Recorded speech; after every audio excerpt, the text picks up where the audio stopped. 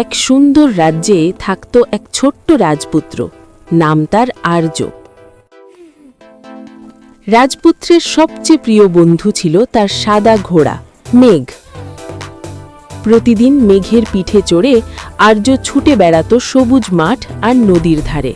একদিন হঠাৎ বন্যায় ডুবে গেল পাহাড়ের ওপারের একটি গ্রাম। আর্য মেঘকে বলল, বন্ধু, তুমি কি আমার সাথে যাবে?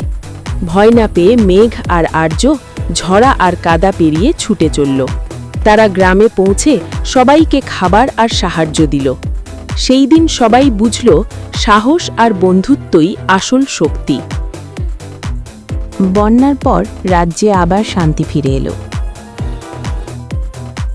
কিন্তু রাজপুত্র আর্য বুঝতে পারল তার শেখার পথ এখনো শেষ হয়নি। একদিন রাজপুরোহিত আর্যকে বললেন, সাহসের সঙ্গে সঙ্গে প্রজ্ঞাও একজন রাজার আসল শক্তি। দূরের পাহাড়ের দিকে তাকিয়ে আর্য মনে মনে সিদ্ধান্ত নিল সে রাজ্যের বাইরের পৃথিবীকে জানতে চায়। বিশ্বস্ত ঘোড়া মেঘকে সঙ্গে নিয়ে রাজপুত্র বেরিয়ে পড়ল এক নতুন যাত্রায়। ঘন জঙ্গলে ঢুকতেই চারপাশ অদ্ভুত আলোতে ভরে উঠল।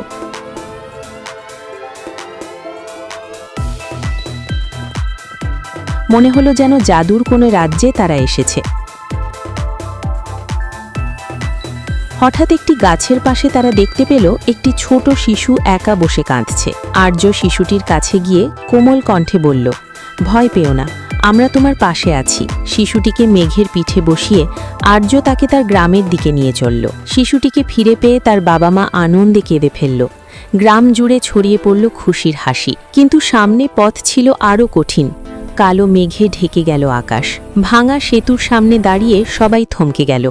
কিন্তু মেঘ এক মুহূর্তও দ্বিধা করল না। সাহস করে লাফ দিয়ে সেতু পার হল মেঘ। আর্য শক্ত করে ধরেছিল তার বিশ্বাস। বিপদ পেরিয়ে আর্য মেঘকে জড়িয়ে ধরল।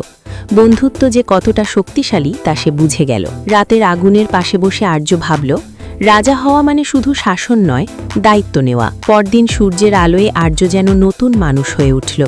তার চোখে ছিল আত্মবিশ্বাস। রাজপ্রাসাদে ফিরে রাজা ছেলেকে বুকে জড়িয়ে ধরলেন।